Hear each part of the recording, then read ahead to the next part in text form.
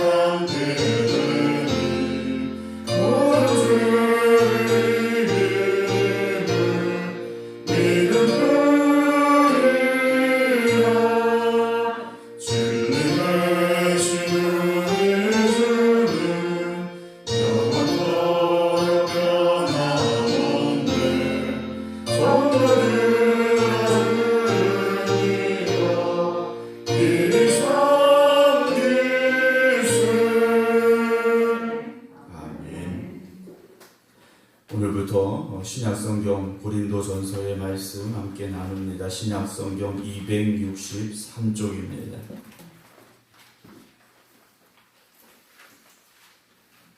신약성경 263쪽입니다.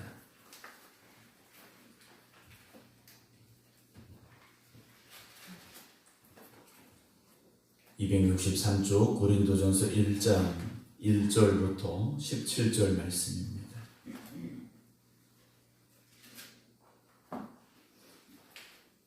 1절부터 17절까지 봉독합니다.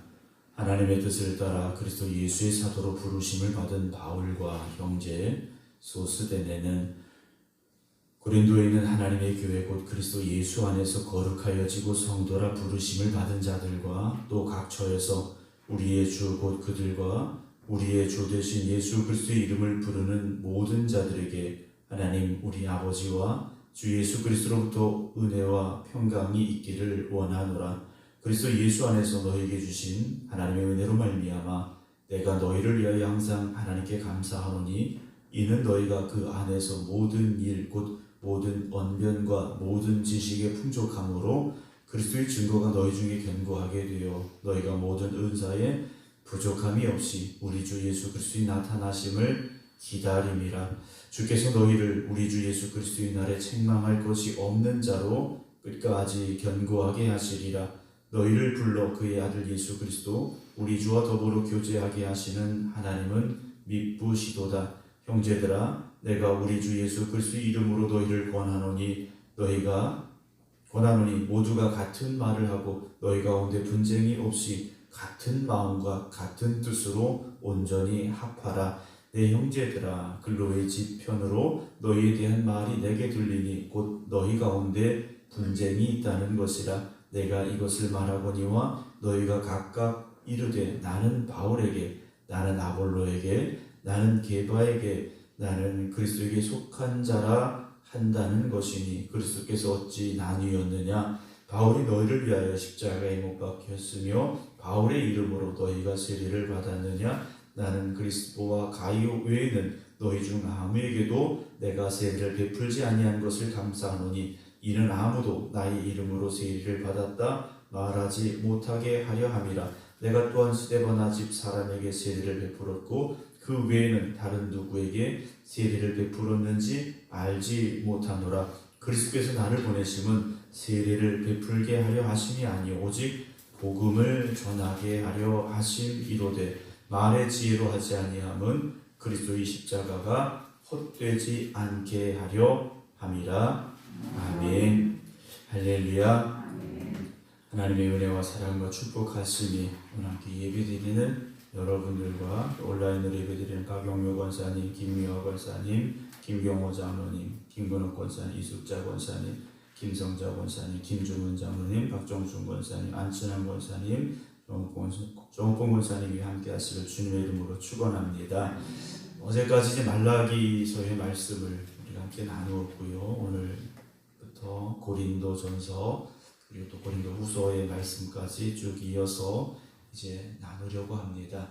고린도 교회는 바울이 두 번째 전도 여행에서 이 도시를 방문하게 되고 거기서 무려 1년 6개월 동안 머물면서 복음을 전하고 그렇게 세워진 교회가 고린도 교회입니다. 바울이 그렇게 오랫동안 머물면서 복음 전하기에 힘썼던 교회는 에베소 교회 그리고 고린도 교회입니다. 우리가 수요일 저녁에 이제 사도행전의 말씀을 나누고 있는데 이제 15장까지 말씀을 나누고 16장에서 바울이 두 번째 전도 여행을 이제 떠나기를 시작하게 되는데 바로 그 두 번째 전도 여행에서 바울이 갔던 교회, 처음엔 교회가 없었죠. 그 도시가 바로 이 고린도라는 도시입니다. 여러분들이 혹시 궁금하시면 사도행전 18장일 것 같은데 거기 말씀을 좀 읽어보시면 고린도 교회에 대한 말씀을 우리가 알 수가 있습니다. 당시 고린도라는 이 도시는 지금의 이제 그리스 남부 쪽입니다. 그리스라는 큰 나라를 둘러 나누었는데 위쪽은 마게도냐, 아래쪽은 아가야라는 우리는 말하는 이제 큰 주라고 말하는 표현을 하는데 남쪽, 북쪽을 이렇게 구분을 지어서 말을 했는데 남쪽에 있는 그리스라는 큰 나라의 남쪽에 있는 아가야 주의 행정 도시라고 말씀드립니다. 수도라고 보시면 됩니다. 그러니까 상당히 큰 도시였고 항구를 끼고 있습니다. 그래서 무역이 활발했고 무역이 활발했다는 것은 돈이 많이 오고 갔다라는 거죠. 그래서 이 도시는 약 25만 명의 사람이 살고 있었다고 합니다. 그 당시에 바울 시대, 지금부터 2000년 전입니다. 2000년 전에 25만 명이 살고 있었다라는 것은요, 엄청나죠. 엄청난 숫자입니다. 그런데 25만 명이 끝이 아니라 25만 명은 시민의 숫자입니다.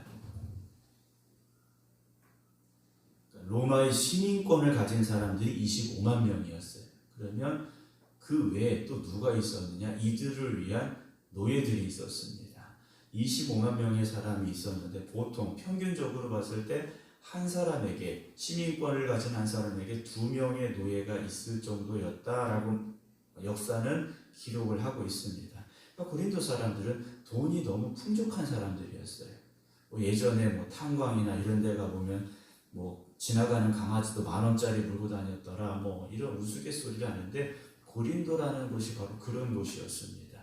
엄청난 부가 있었던 곳이었고 또 항구 도시였다라는 것은 에베소도 마찬가지였습니다만 배들이 오고 가는 곳에서 뭘 가지고 오느냐? 온갖 우상들이 모여드는 도시가 이 항구 도시였습니다. 그래서 고린도에는 최소 12개의 큰 신전들이 있었다라고 전해지고 있습니다.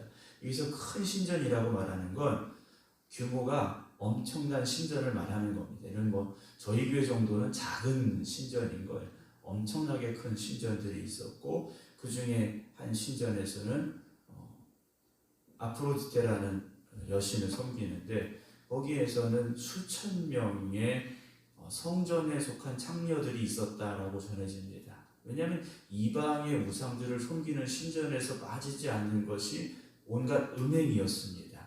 그래서 이 고린도라는 곳은요, 온갖 음행이 넘쳐나는 곳이었습니다. 에베소도 마찬가지였고요. 이 고린도라는 지역이 바로 그런 지역이었는데 그 당시에 사람들이 뭐라고 말했느냐? 야, 너 고린도 사람 같아 라는 이 말은 치욕스러운 욕이었어요. 그러니까 좋은 의미가 아니었다라는 거죠. 온갖 음행이 있고 악한 것이 있고 그런 데가 바로 고린도였다라는 곳이고요. 신전이 많다 보니까 그 신전에서 또 많은 제사가 드려집니다. 제사가 드려지는데 필요한 게 무엇입니까? 짐승이죠. 소나 양이나 이런 게 필요했겠지 않습니까? 그 신전에서 엄청난 제사가 드려지니까 고린도 지역에 있는 정육점에 쓰여지는 고기의 대부분은 무엇이었느냐? 바로 이 신전에서 드려진 제물이 시장으로 다 나오는 거예요.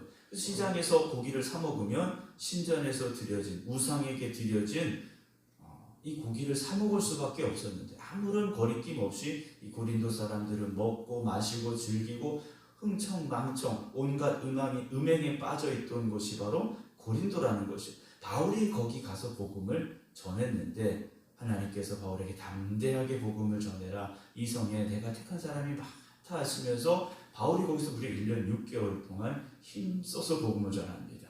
복음의 씨앗이 그곳에 뿌려졌어요. 변하지 않을 것 같은 사람들이 복음으로 인하여 변화되기 시작합니다. 그래서 고린도 교회는 온갖 은사가 넘쳐났던 교회라고 우리가 잘 알고 있지 않습니까? 많은 은사가 있었던 교회가 바로 고린도 교회였어요. 그런데 오늘 바울이 왜 고린도 교회에게 편지를 써서 보냈느냐? 편지를 쓸 수밖에 없는 이유가 오늘 말씀에 나오는데요. 오늘 1절부터 보겠습니다. 하나님의 뜻을 따라 그리스도 예수의 사도로 부르심 받은 바울이라고. 바울은요, 자기 자신을요, 이렇게 고백하는 거예요. 하나님의 뜻을 따랐다. 하나님이 나를 부르셨다라고 말해요. 내가 사도가 되고 싶어 된 게 아니라, 내가 원해서 된 게 아니라 하나님이 나를 부르셨다라는 거죠. 오늘 우리가 예수 믿기 시작한 것은요, 내가 예수 믿어야지, 내가 교회 다녀야지, 나는 누구 때문에 교회 나왔어요, 이게 아니라는 거죠. 하나님이 여러분들을 택하셔서 부르신 겁니다. 하나님이 여러분들을 택하셔서 생극교회로 부르셨다라는 거죠. 우리는 그런 사명감이 있어야 됩니다. 그렇다면 교회를 떠나야 될 이유도 없는 것이고, 여기서 내가 해야 될 일이 있다라는 사명감을 가지고 우리가 신앙생활 할 수밖에 없다라는 거죠. 내가 교회를 선택했다면 얼마든지 교회를 떠날 이유는 많습니다. 그렇지 않습니까? 내가 교회를 떠날 이유는 얼마든지 있어요. 하지만 하나님의 뜻을 따라 내가 이 교회의 성도로 부름을 받았다면 여기서 우리는 죽어야 된다라는 거죠. 죽자라는 표현이 좀 과격하긴 합니다만 여기서 우리는 죽도록 충성해야 한다라는 것이죠.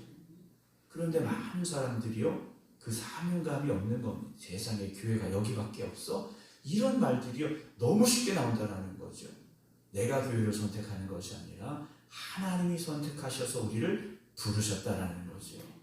2절에 고린도에 있는 하나님의 교회는 하나님의 교회입니다. 물론 요즘 잘못된 사람들이 하나님의 교회라고 이름을 붙이는 바람에 이 표현이 조금 애매해지긴 했습니다만, 교회는 분명히 하나님의 교회입니다. 그리스도의 몸된 교회. 그래서 하나님의 교회, 곧 그리스도 예수 안에서 거룩하여지고 성도라 부르심을 받은 자들과 라고 표현하고 있지 않습니까? 우리는요, 하나님이 우리를 부르신 거예요. 그래서 너희는 이제 거룩하게 살아야 된다, 하나님의 자녀답게 살아야 된다 라고 말씀하신 그 말씀을 붙잡고 우리가 살아가야 된다는 거죠. 그래서 우리는 성도가 되어져야 됩니다. 세상 속에 살지만 세상과 구별되어진 사람으로 살아가야 된다는 거죠. 각처에서 우리의 주 곧 그들과 우리의 주 되신 예수 그리스도 이름을 부르는 모든 자들에게 하나님 우리 아버지와 주 예수 그리스도로부터 은혜와 평강이 있기를 원한다 그랬어요. 예수 믿는 사람에게는요, 하나님 아버지 또 예수 그리스도께서 주시는 은혜와 평강이 있어야 됩니다. 은혜와 평강이 있어야 돼요. 예수 믿는데 기쁨이 없다, 예수 믿는데 은혜가 없다, 예수 믿는데 마음의 평안함이 없다, 여러분, 이건 문제가 생긴 거예요. 이거 문제가 생긴 겁니다. 내 마음에 기쁨이 없어요, 목사님. 내 마음에 은혜가 없어요. 내 마음에 평강이 없어요. 여러분, 그러면 우리 빨리 엎드려서 기도해야 됩니다. 어디서부터 내 신앙이 잘못됐는지, 내가 왜 하나님 주시는 그 은혜를 잃어버렸는지, 왜 내가 그 신앙의 기쁨과 감격을 잃어버렸는지 우리가 빨리 발견해내야 된다는 거죠. 그런데 기쁨을 잃어버려도, 은혜를 잃어버려도, 그 신앙의 감격을, 구원의 기쁨과 감격을 잃어버려도 아무렇지 않게 사는 사람들이 있다라는 거죠.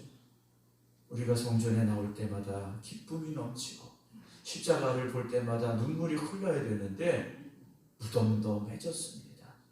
그런데도 나는 교회 열심히 다닌다고 착각하는 경우가 있어요. 많이 왔다 갔다 주일날마다 빠지지 않고 왔다. 여러분, 그 문제가 아니라 정말 내가 기쁨과 감격과 은혜를 가지고 이 성전에 나올 수 있어야 된다는 것이죠. 교회는 그런 교회가 되어져야 됩니다. 그런 교회가, 그런 성도들이 흔들리지 않는다는 거죠. 기쁨을 잃어버리니까, 그 은혜를 잃어버리니까, 구원의 감격을 잃어버리니까 흔들린다라는 겁니다. 흔들리면 어떤 생각이 들어옵니까? 세상의 생각이 들어올 수밖에 없는 거예요. 아까 말씀드렸지만 교회가 여기밖에 없어? 라는 생각, 그 외에 이런저런 생각들이 들어올 수밖에 없죠.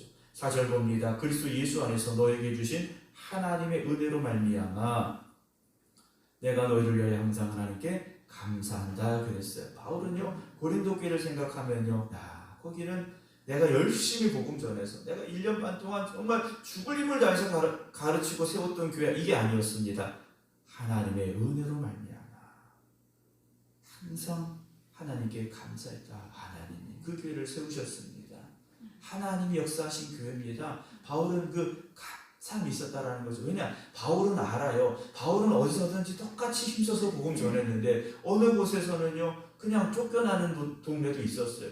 그런데 어느 곳에 하나님께 놀랍게 역사하셨던 그런 교회들도 있었더라는 거죠. 그래서 바울은요 그 교회를 생각하면서, 고린도 교회를 생각하면서 하나님께 감사했습니다. 더군다나 이유가 나와요. 어제 이는 너희가 그 안에서, 하나님의 은혜지 않습니까? 하나님의 은혜 안에서 모든 일 곧 모든 언변과 모든 지식의 풍족함으로 그리스도의 증거가 너희 중에 견고하게 되었다라고 말해요. 바울이 고린도 교회를 생각하면요 정말 은혜가 있고 말씀에 굳건히 섰고, 그래서 성도들의 모든 말들이, 성도들의 지식이 복음의 증거로, 복음의 은혜로 넘쳐나는 교회였다라는 거죠. 그래서 그리스도의 증거가 견고하게 된 겁니다. 7절에도 너희의 모든 은사에 부족함이 없이 우리 주 예수 그리스도의 나타나심을 기다림이라. 그러니까 고린도 교회의 특징 중에 하나가 뭐냐면 주님 다시 오심을 기다리는 교회였다라는 겁니다. 교회는 주님의 다시 오심을 기다리는 곳이 되어져야 됩니다. 야, 우리끼리 재밌어, 우리끼리 뭐 행복해, 이게 아니라 교회는 다른 게 아니라 주님 오심을 기다리는 곳이 되어져야 되죠. 마라나타 아멘 주 예수 어서 오시옵소서. 우리가 그 고백을 가지고 이 자리에 있어야 된다는 거죠. 그래서 언제 주님이 오시든지 주님 맞을 준비가 되어져 있어야 되고, 언제 주님이 오시든지 기쁨으로 그 자리에 설 수 있는 우리가 되어져야 되죠. 주님 조금만 이따 오세요, 아직 준비가 안 됐어요, 이런 마음이 아니라 지금 주님이 여기 오신다 할지라도 우리는 부끄러움 없이 주님 앞에 설 수 있어야 되고, 주님 내가 주님 오시기를 얼마나 기다리고 있었는지요, 우리가 그렇게 말할 수 있어야 되죠. 8절 봅니다. 주께서 너희를 우리 주 예수 그리스도의 날에 책망할 것이 없는 자로 끝까지 견고하게 하시리라.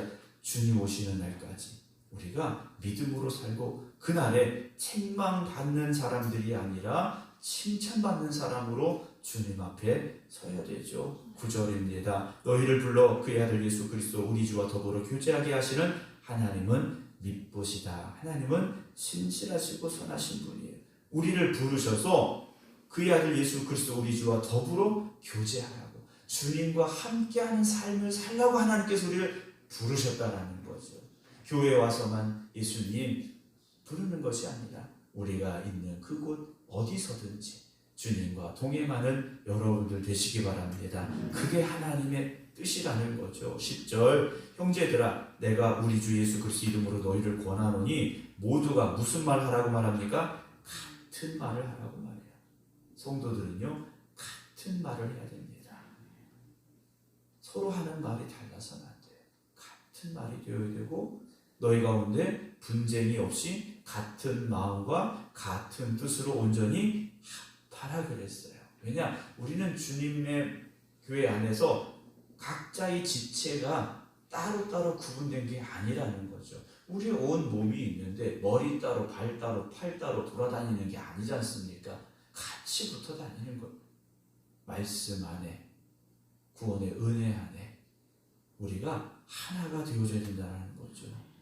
그럼 왜 바울이 굳이 이런 말을 하겠습니까? 11절 내 형제들아, 바울은 고린도 교회 성도들을요 형제들로 표현하고 있어요. 근로의 지편으로, 근로에라는 사람의 집에 속한 어떤 사람에게 말을 들었어요. 고린도 교회에 대한 소식을 들었는데 너희에 대한 말이 내게 들리고 너희 가운데 뭐가 있습니까? 분쟁이 있다는 거예요. 이 분쟁은 다툼, 싸움이라는 거예요.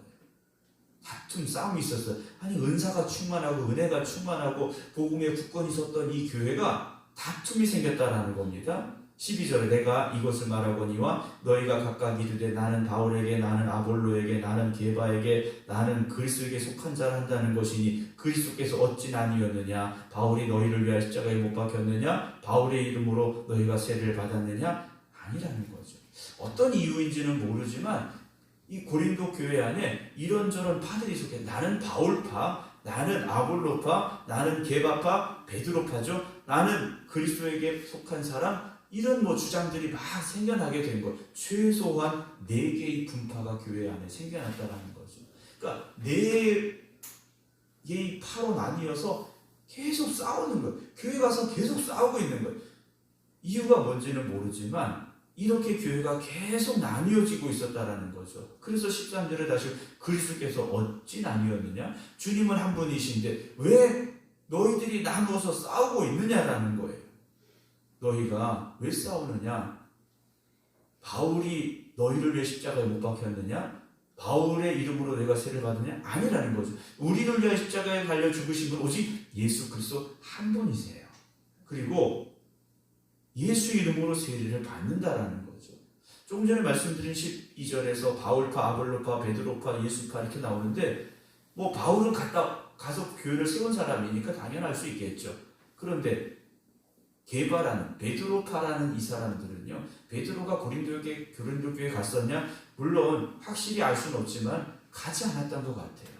그런데 고린도 교회에 오지도 않았던 베드로파도 생겨났습니다. 아니야, 우리는 예수파야 하는 사람들도 있었다라는 거죠. 바울은 말합니다. 우리를 위해서 십자가에 못 박혀 죽으신 분은 오직 예수님이야. 우리가 예수 이름으로 세례를 받았어. 그렇다면 이 말은 무엇이겠습니까?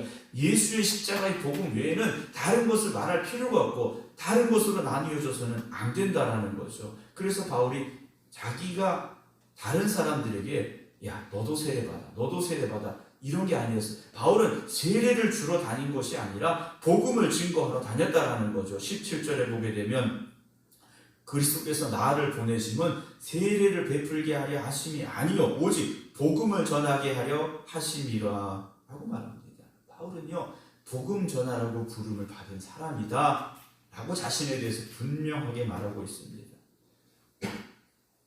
혹시나 바울이 세례를 많이 베풀고 다니면 난 바울에게 세례받은 사람이야. 이게 뭐가 되겠습니까? 자랑이 될 수 있다는 거죠. 넌 아니지. 나는 바울에게 세례받았어. 바울은요. 그걸 원하는 사람이 아니었어요. 예수 그리스도로 거듭난 사람들이 되기를 소망했다라는 거죠. 그래서 나는 하나님에게 부르심을 받았다라고 말하고 있다는 겁니다. 사랑하는 성도 여러분, 오직 십자가밖에 없습니다. 십자가가 복음이라는 거죠. 우리가 어떤 성경의 지식도 많이 있어야 되고 어떤 기도도 잘하고 봉사도 잘하고 충성도 잘하고 다 잘해야 되겠죠. 그러나 놓치지 말아야 될 것은 예수님이 나를 위하여 십자가에 달려 죽으셨습니다. 이 복음의 본질은 놓치지 말아야 됩니다. 거기서 벗어나기 때문에 문제가 생기는 거예요. 그래서 고린도전서를 읽어가다 보면 고린도 13장에 무슨 말씀이 나옵니까? 사랑이라는 말이 나와요. 사랑이라는 말. 주님이 우리를 사랑하셔서 십자가에 달려 죽으셨듯이 우리도 그렇게 사랑해야 된다는 거죠. 은혜를 잃어버리면 미움이 나옵니다. 시기와 질투가 나와요. 분쟁이 나오게 됐다. 그래서 고린도 교회의 분파가 생긴 이유가 뭡니까? 사랑을 잃어버렸기 때문이에요. 사랑하는 성도 여러분, 우리 생극교회가 오직 십자가의 복음으로 말미암아 그 복음의 굳건히 세워지는 교회가 되어지고 그 십자가의 복음으로 말미암아 그 기쁨과 감격이 넘쳐나는 성도들 될 수 있기를 주님의 이름으로 축원합니다. 그래서 십자가로 하나 되는 교회, 그 복음으로 말미암아 굳건해지는 교회, 바로 생극교회가 되기를 주님의 이름으로 축원합니다. 기도하겠습니다. 예수 그리스도의 십자가의 복음으로 말미암아 구원받은 저희들이 하나님의 뜻과 계획하심에 따라 부름받은 이 성전에서 오늘도 이 새벽 깨어 기도하며 하나님의 말씀 듣게 하시니 감사합니다.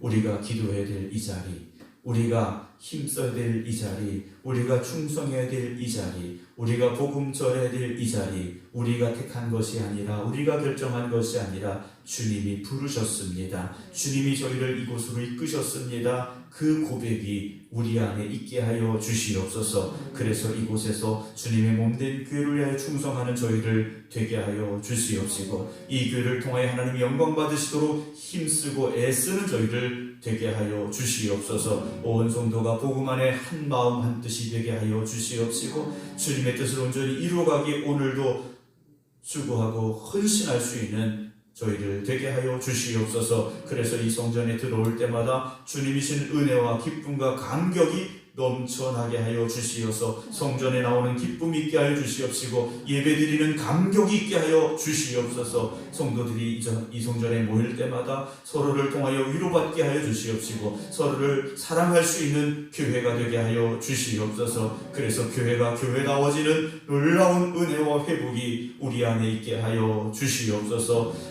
서로 나뉘어 분쟁이 일어나고 다툼이 일어났던 고린도 교회에게 바울이 편지를 써서 보내게 됩니다. 이 편지를 읽어가면서 오늘 우리가 깨닫게 하여 주시옵시고, 하나님이 기뻐하시는 교회로 한 걸음 더 가까이 나아가는 회복의 역사가 있게 하여 주시옵소서. 오늘도 이 새벽 기도하며 하루를 시작합니다. 주님 말씀 붙잡게 하여 주시옵시고, 주님이 이끄시는 대로 순종하며 나아가게 하여 주시사, 저들의 삶이 주님이시는 평안함이 있게 하여 주시옵시고, 평강이 있게 하여 주시옵소서. 이제는 우리 주 예수 그리스도의 은혜와 아버지 하나님의 무한하신 사랑하심과 성령님의 감동 감화교통하심이 오늘도 주님이 부르신 이 자리에서 깨어 기도드립니다. 주님 보시기 합당한 믿음의 삶을 살겠습니다. 주님께 기쁨이 되는 교회가 되겠습니다. 고백하는 모든 성도들 위해 이제부터 영원토록 함께 하시기를 간절히 축원하옵나이다.